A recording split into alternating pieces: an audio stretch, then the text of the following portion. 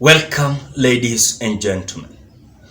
County governments are shutting down as news is just in. And for example, Embu County becomes the 14th county assembly to adjourn indefinitely as MCAs demand salary increment, and Nakuru County Assembly suspended sittings yesterday. Is it a matter of kind of maybe they're waiting for this budget bill? And of course, yes. When these governors met Rigathi Gachagua the other day at his residence, Karen, Nairobi County, Rigathi Gachagua came out telling the governors that they were not having any option but to pray that these members of parliament to pass this bill,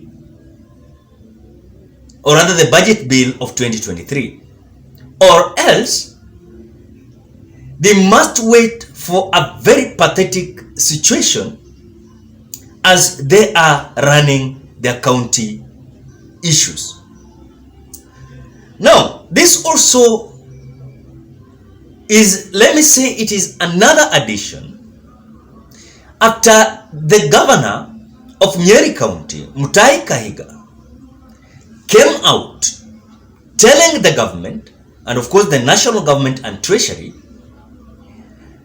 that there are certain ultimatums, and I think they gave 14 days, that if the resources were not going to be disbursed across the counties, Mutahi Kahiga promised that he was ready to suspend the operations in Nyeri County.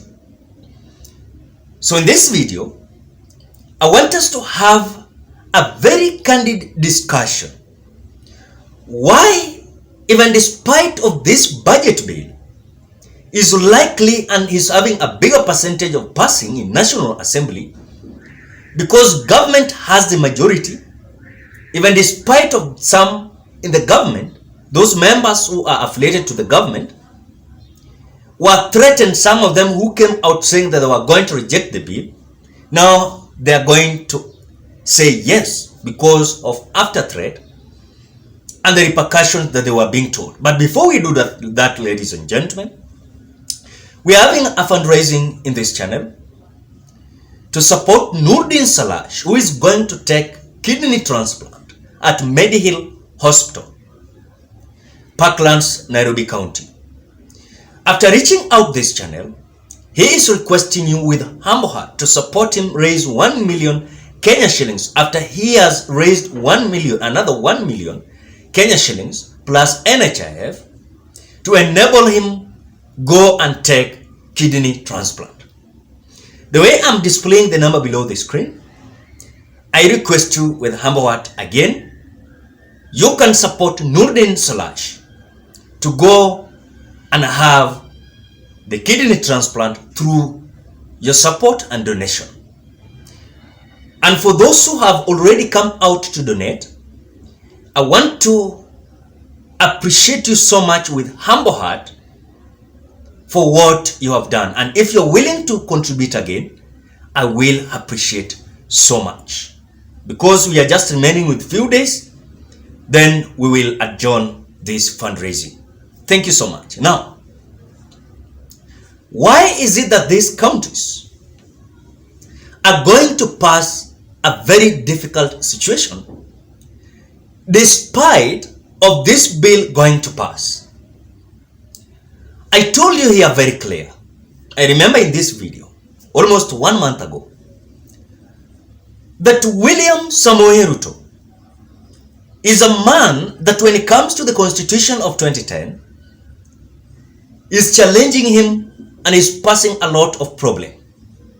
Even despite of having intellectuals who do understand the interpretation of the Constitution, William Ruto is among those people who came out opposing the Constitution of 2010.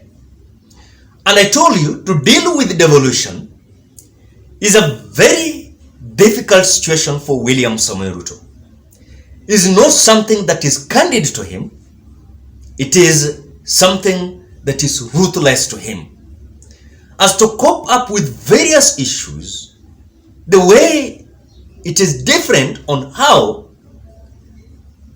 Mwai Kibaki, some part of his tenure, and Moi never used this constitution of 2010. That person who dealt with this constitution of 2010 very well was Uhuru Muigai Kenyatta. So this constitution is not something that is easy. It is a very kind of lethal constitution. That if you will not actualize and have the personnel who understands the interpretation, you will find yourself not doing something that is right. Why am I saying that? As various counties are adjourning towards various issues, number one, lack of the resources to fund the operation of their different counties. Two, the MCAs want their salaries to be increased. They need the allowances. They need all possible means, resources to accelerate their operation in their county governments. But even despite of Embu becoming 14th county assembly to adjourn after other counties had already adjourned because of various issues that are not the same, you want to tell me that there's just a genesis, there might be a genesis of the downfall of the county government. I remember very well, the chair of councils of governors, Anne Waiguru, came out reiterating that the only option that government has was to actualize the disbursement of the resources to their various counties, or else their counties are facing closure. When I watched that news, I realized that there's something that is very crucial that is needed so that this issue of counties to be addressed. As I remember again, when you look at this operation of these counties, immediately William Ruto took over as the president and sworn in the office.